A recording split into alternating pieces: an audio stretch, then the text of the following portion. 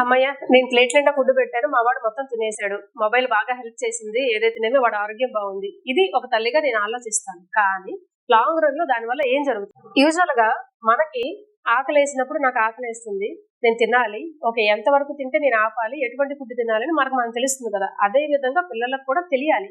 వయసుకు తగ్గట్టుగా brain development వస్తూ ఈ సిగ్నల్స్ అన్ని ఫామ్ అవుతూ ఉంటాయి.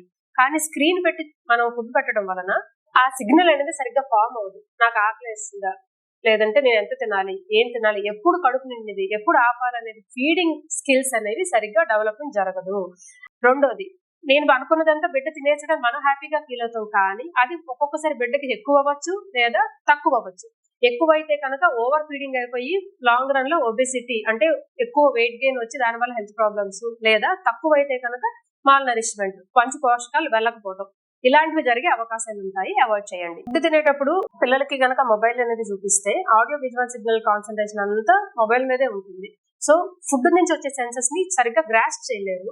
ఆ టైంలో ఏదైనా క్రిస్పీ ఫుడ్ అంటే అప్పడాలు, ఒడియాలు, జంతికలు, లేదంటే చిప్స్ లాంటివి మనం పెట్టినప్పుడు ఆ కరకరలాడే సౌండ్ వస్తే అదొక సిగ్నల్ కింద కన్సిడర్ చేసి మైండ్ అనేది దానికి ఎక్కువగా ఇష్టపడడానికి వచ్చే అవకాశాలు ఉంటాయి. సో వీళ్ళు లాంగ్ రన్ లో పికీ ఈటర్స్ అవుతారు. అంటే ఈ సెలెక్టెడ్ ఫుడ్ మాత్రమే నేను తింటాను, ఇవి నేను తినను అనే అవకాశాలు ఎక్కువగా ఉంటాయి. అందుకే స్కూల్ ఏజ్కి వచ్చేసరికి ఈ ఫ్రూట్స్ నేను తిన్ను, ఈ కూరలు నేను తిన్ను, నాకు ఇవి మాత్రమే కావాలి, నాకు లేస్ చిప్స్ లాంటివి మాత్రమే కావాలని అడిగే అవకాశాలు ఉంటాయి. దీన్ని అవాయిడ్ చేయండి.